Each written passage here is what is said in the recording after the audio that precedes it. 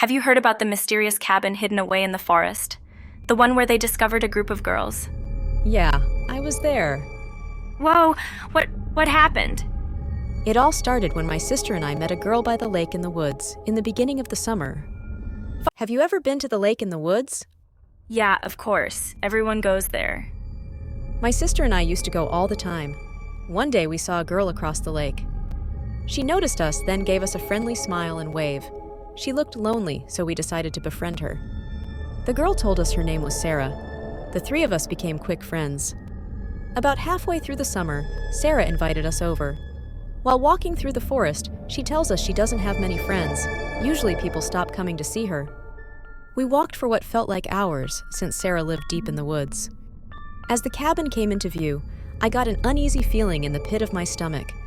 We walked up the front path as the house towered menacingly over us. As we approach the front door, Sarah turns to look at us. With an anxious look in her eye, she tells us we need to be quiet when we get inside, so we don't wake up her dad, as he can be pretty mean. We walked into the house through the rickety door and were hit with a wicked smell. The smell of mold, mildew, filth, and looking back on it, the slight stench of death. As we made our way to the kitchen for a drink, I took in my surroundings. On almost every inch of wall space hung taxidermized animals. Water in hand, Sarah starts to give us a tour of the house. She showed us the living and dining room, her bedroom, and her dad's bedroom, where he was currently sleeping. The only place she didn't show us was the basement, since her dad doesn't let her go down there. But after enough pushing, we got her to lead us down the stairs. We walked down the creepy stairs, into the pitch-black, unfinished basement. At the bottom, Sarah flicked on the light. What we saw horrified us. Off to the right of the room was a table covered with knives, duct tape, and rope. On the left, chained to a wall, was a girl. Shocked, my sister dropped her glass of water. Sarah gasps. Standing in silence, we hear the floorboards above us start to groan. All of a sudden, we hear the door to the basement shut, followed by an audible click. The stairs start creaking, Sarah's dad slowly making his way down. He stops at the bottom step, his gaze falling on Sarah. He says nothing, turns, walks over to the table, picks up the rope, and turns to face us. We all scramble.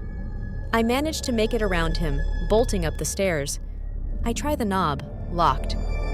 I sink down, sit on the top step, and listen to him tie up Sarah and then my sister. All of a sudden, Sarah's dad appears at the bottom of the stairs. He slowly makes his way up, step by step, until he is right below me. As Sarah's dad reached out for me, I kicked him in the stomach as hard as I could. His body hit the bottom with a loud thud and lays there lifeless. I sprint down the stairs, grab a knife off the table, and start cutting my sister free. Once everyone is unbound, Sarah tells us the girl's name is Natalie. They used to be friends until she stopped showing up a few weeks ago. She was in bad shape. Helping each other, we made our way up the stairs and out the front door. Making our way through the thick forest, Natalie collapses. She tells us she can't make it any further. We decide that my sister is going to stay with her while Sarah and I go get help. Once Sarah and I reach the lake, we flag down the first people we see so they can contact authorities. 20 minutes later, the police show up. After we told the emergency services what happened and where to find Natalie and my sister, Sarah and I were taken away in an ambulance. My family met me at the hospital, where we all waited together for an update from the police. After a couple hours, the police chief showed up outside my hospital room door. He walked in after speaking to the doctors. He told us his name was Kevin. What Kevin said still haunts me to this day. He told us that they had found Sarah's dad, dead, his body laying in a crumbled mess at the bottom of the stairs. They also found Natalie and my sister. The police found them exactly where Sarah and I said they would be. Except they didn't make it. The police said they found their bodies mutilated and torn apart, laying up against a log in the forest. The police continued to search the woods for who or what could have torn them apart like that. It looked like they had been eaten alive. My family and I were destroyed. It's been 6 months since then. Not a day goes by that I don't miss my sister. But I know that she would want me to keep living, so I get up every day and live life the best I can. Hopefully, one day, my family will get the closure we need.